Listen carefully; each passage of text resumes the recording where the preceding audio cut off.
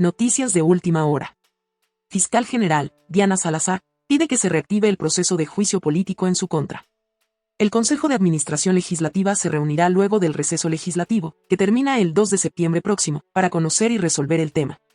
A través de un oficio, la Fiscal General del Estado, Diana Salazar, solicitó a la Asamblea Nacional que se reactive el juicio político en su contra, el cual se había suspendido, también por pedido suyo, a causa de su embarazo de alto riesgo. Esto lo reveló la propia institución legislativa a través de un comunicado colgado en sus redes sociales. Y luego ella lo ratificó en un video divulgado por la misma vía. Por la transparencia con la que actúo siempre, he informado a la Asamblea Nacional una actualización de nuestro estado de salud, y con la autorización de nuestro médico puedo contarles que la pausa que obligatoriamente debimos tomar ha llegado a su fin.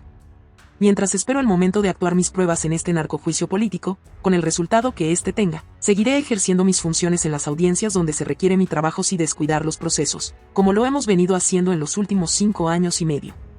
Porque de ninguna forma este evento puede ser una distracción para que los casos vocales, independencia judicial, metástasis, purga, plaga y todos los que llevo desde mi despacho se detengan, como es la intención de los interpelantes, indicó. En tanto, la Asamblea Nacional informó que, una vez que culmine su receso, el próximo 2 de septiembre, el presidente de la Asamblea convocará al Consejo de Administración Legislativa, CAL, para conocer y resolver sobre la solicitud de Salazar. El pasado 16 de mayo, la fiscal anunció en redes que estaba embarazada y que había pedido que se suspenda el proceso de interpelación porque tenía un cuadro de alto riesgo.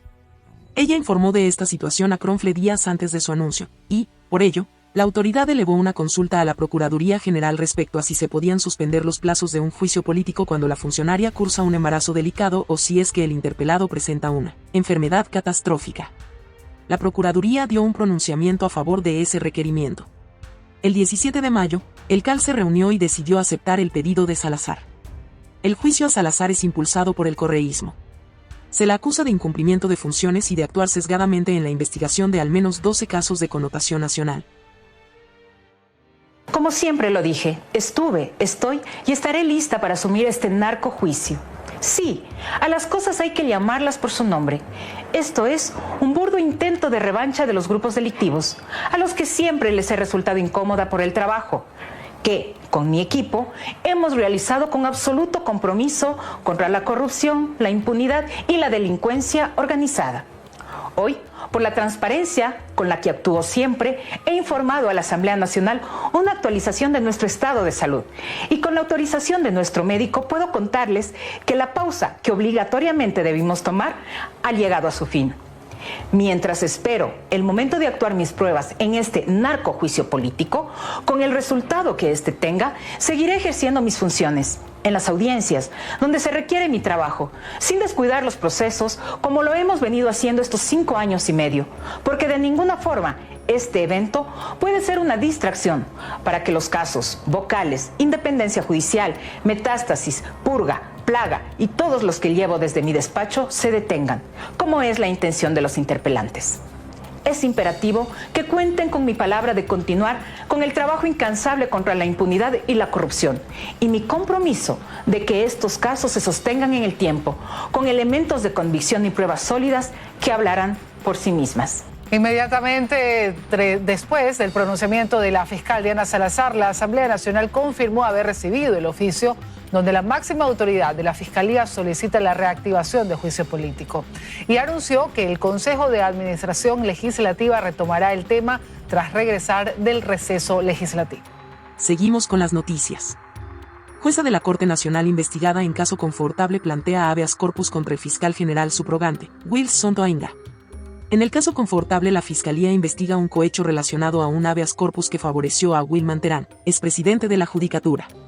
Casi 3 días después de que la Fiscalía General del Estado allanó las oficinas de las juezas de la Corte Nacional de Justicia Catherine Muñoz y Emma Tapia, como parte de una investigación previa por delito de cohecho, caso conocido como Confortable, esta última presentó, cerca del mediodía de este lunes, 19 de agosto, un habeas corpus contra el fiscal general subrogante, Wilson Toainga.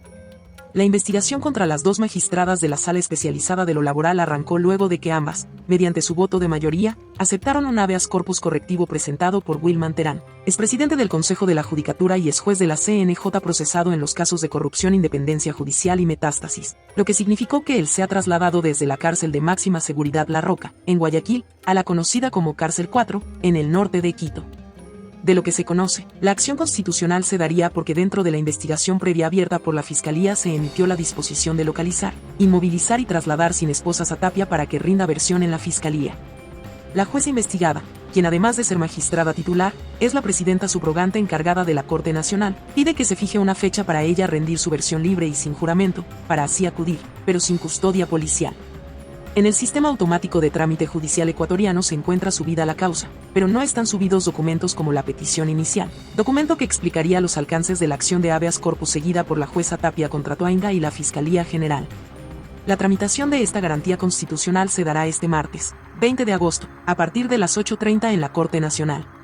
En la sentencia relacionada con Terán, del 12 de agosto pasado, Tapia y Muñoz llegan a la conclusión de que se ha demostrado que en la cárcel La Roca el accionante, a quien en el caso Metástasis se ubica con el alias de Diablo, ha recibido tratos crueles, inhumanos y degradantes. Días antes, un tribunal también de la Corte Nacional negó en primera instancia el habeas corpus solicitado por la defensa de Wilman Terán.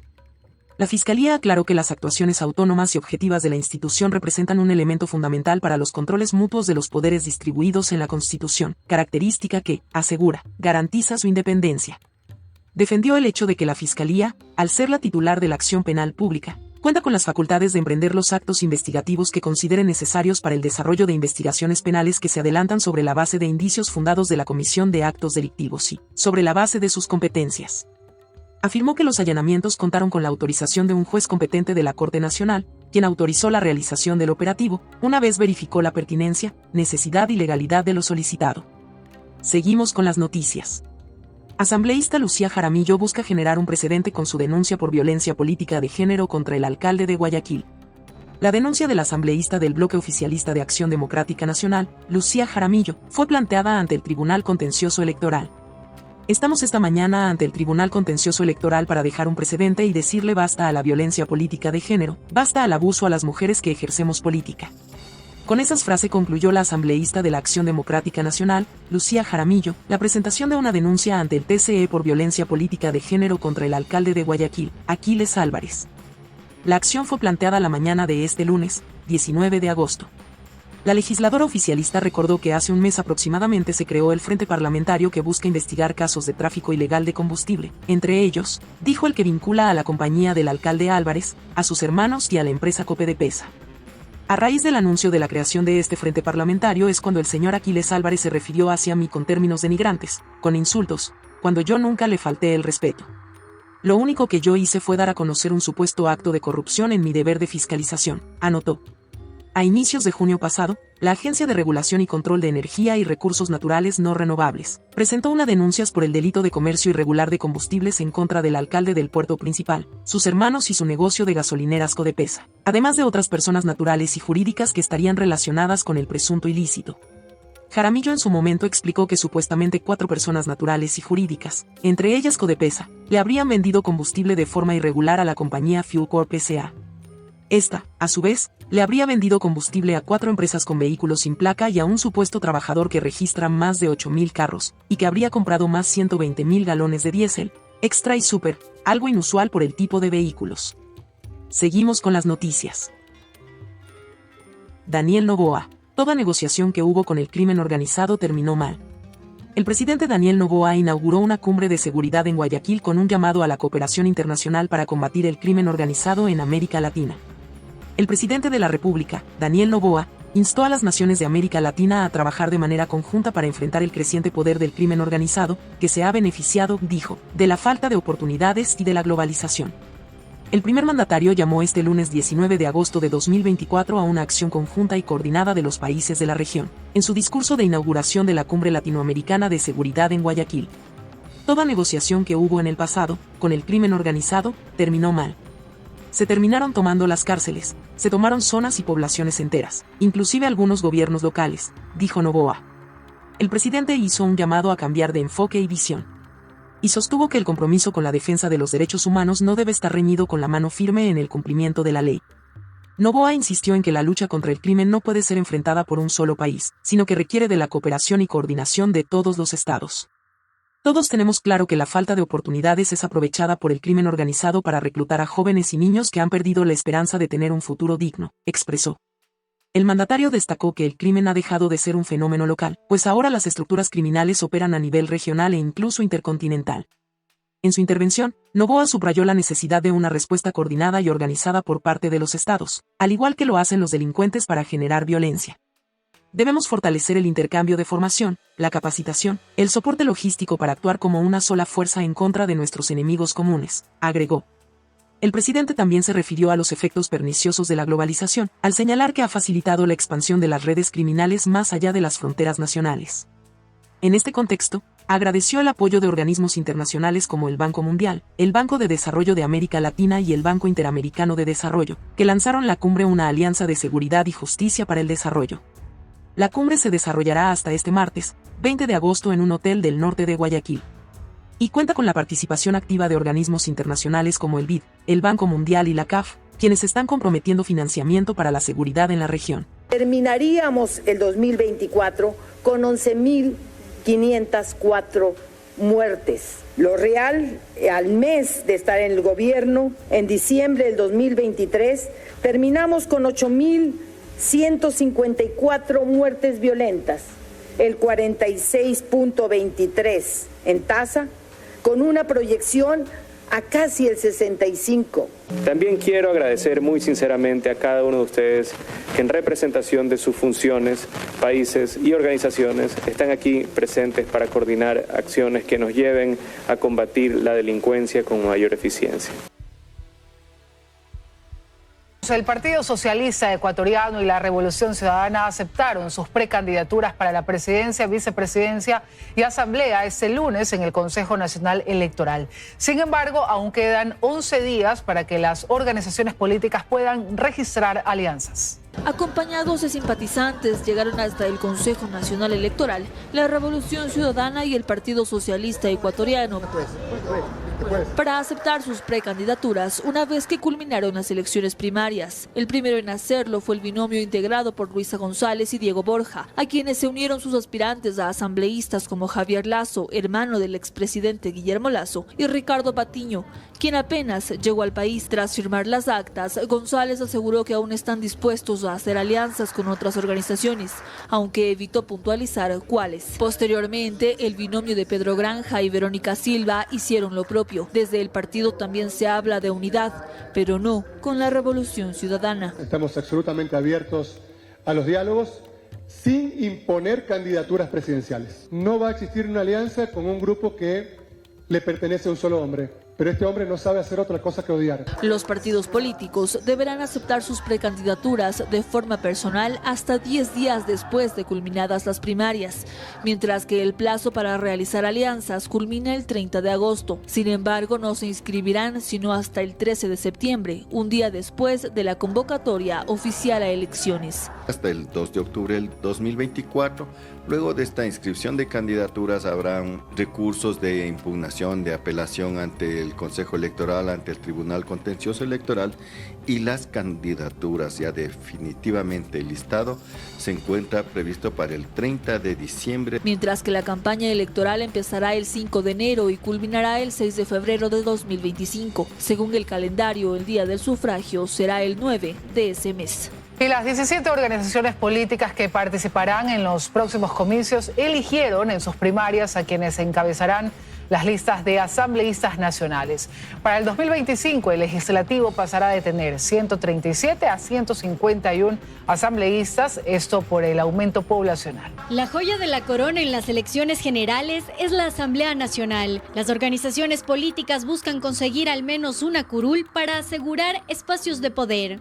Para algunas organizaciones políticas basta una curul para hacer y deshacer. En sus procesos de democracia interna definieron ya quiénes encabezarán la lista de asambleístas nacionales. Sin embargo, estos nombres podrían cambiar en caso de que se realicen alianzas. Así, Jimmy Jairala es el primero de la lista de Centro Democrático, Andrés Quispe de Unidad Popular, Lucio Gutiérrez por Sociedad Patriótica, Arturo Moreno por Pueblo, Igualdad y Democracia. La Revolución Ciudadana eligió a Javier Lazo, el Partido Social Cristiano a Alfredo Serrano, Anabela Yacine es la primera candidata de ADN, Javier Orti por Avanza, Jorge Sánchez de la Izquierda Democrática, Yacu Pérez por el Movimiento Amigo. El Partido Socialista eligió a Elsa Guerra. Fernando Cerón es el primer candidato de Pachacutic. Gustavo Larrea de Democracia Sí, Juan Fernando Flores por Creo, Guillermo Celi de Suma, Ana Galarza por Construye y Andrés Benítez de Reto. Para el 2025, además, el legislativo pasará de tener 137 integrantes a 151. Esto por el incremento poblacional que reflejó el último censo.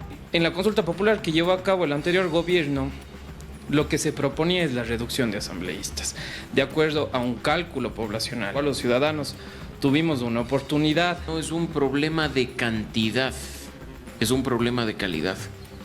Pueden ser 137 o 151, que si las organizaciones políticas hicieran su trabajo, el resultado sería distinto. Según Ordóñez, el incremento no necesariamente se traduce en un mejor nivel de representación, pero sí en un mayor gasto para el Estado. Son $16,000 al mes por cada despacho. En total son 9 provincias las que incrementarán su número de representantes.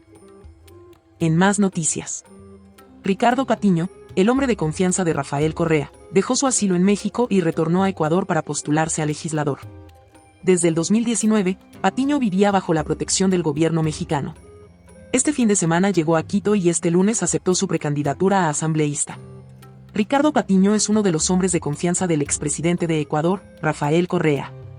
Durante los 10 años de mandato, Patiño fue ministro de Economía, canciller y ministro de Defensa. Enfrentó 2 escándalos: los pativideos y la narcovalija que lo comprometían y cuyos protagonistas terminaron muertos. En el 2019, Patiño pidió asilo a México pues en la justicia ecuatoriana se lo investigaba por el delito de instigación relacionado a las protestas masivas que sucedieron ese año, durante el gobierno de Lenín Moreno, que llegó a Carondelet apoyado por Correa. El caso por el que se lo investigaba a Patiño prescribió. Mientras estuvo activo, el juez ordenó la orden de prisión contra el exfuncionario correísta e incluso solicitó su localización por parte de la Interpol.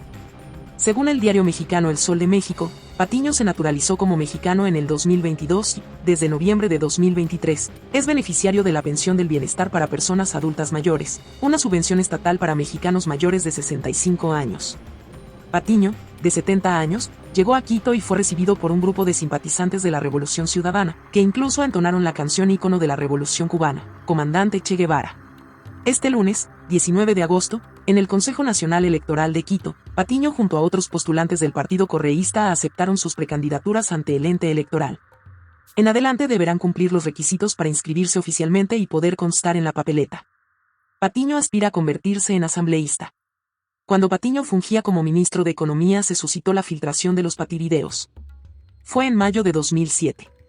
Entonces se observó una grabación de Patiño conversando con un exministro y con 2 tenedores de bonos de deuda. Se lo acusó entonces de haber querido manipular el mercado de bonos para beneficiar a funcionarios. Patiño aseguró que él pidió a uno de sus asesores, Quinto Pazmiño, que instalara las cámaras que grabaron los videos que luego se filtraron. Pazmiño y Patiño se distanciaron y 3 años después, en abril de 2010, Pazmiño falleció de un infarto. Un año después, la esposa de Pazmiño fue asesinada a balazos mientras se movilizaba en un taxi. Eso al menos es la versión oficial. Tras esas muertes se ha especulado que dichas cámaras no solo grabaron la conversación de Patiño con los tenedores de bonos, sino que registraron otro tipo de conversaciones y acciones que, de haber sido reveladas ante el público, habrían significado un escándalo mayor. Después de ser ministro de Economía, Patiño fue nombrado canciller. Mientras ejerció el cargo, enfrentó el escándalo diplomático más recordado del gobierno de Rafael Correa que aún sigue sin respuesta, la narcovalija. El 11 de enero de 2012, una valija diplomática, enviada desde Ecuador a Italia, y que cumplía con todos los sellos y las solemnidades de la Convención de Viena sobre Relaciones Diplomáticas de 1961, contenía estupefacientes.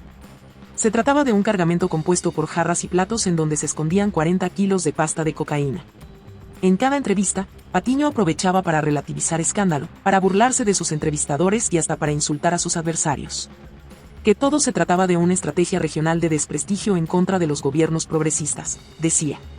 La fiscalía de entonces, dirigida por Galo Chiriboga afín al correísmo, abrió una investigación penal, pero pronto se desestimaron los cargos en contra del canciller, de alguien en la Cancillería o del Estado ecuatoriano, y se volcó toda la responsabilidad en contra de Cristian Loor Loor, actor y director, quien se anticipó a denunciar en 2 escritos presentados ante las autoridades del Cantón Montecristi el 26 y el 29 de diciembre de 2011, que él había sido obligado a enviar piezas de porcelana decoradas con las imágenes de su obra teatral.